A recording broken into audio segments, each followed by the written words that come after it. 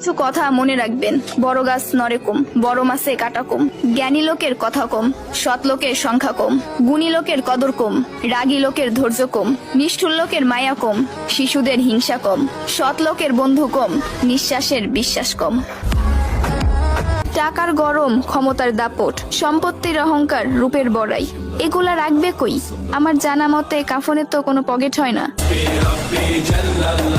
একদিন আফসোস করবেন, জীবন শেষ হয়ে গেল কিন্তু কোনো নেক কাজ করা হলো না। আজ শরীরে শক্তি আছে কিন্তু ইবাদত করার ইচ্ছা নাই।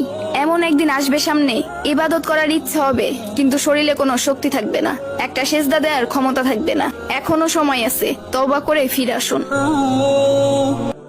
সন্তান যখন দুনিয়ার সম্পদ দ্বারা ধনী হয়ে যায় তখন বাবা মা ভয়ে ভয়ে কথা বলে যাতে সন্তান রাগ না করে, আর সন্তান যখন ইমানের দৌলতের দ্বারা ধনী হয়ে যায় তখন সন্তান ভয়ে ভয়ে কথা বলে যেন কিছু কথা মনে রাখবেন।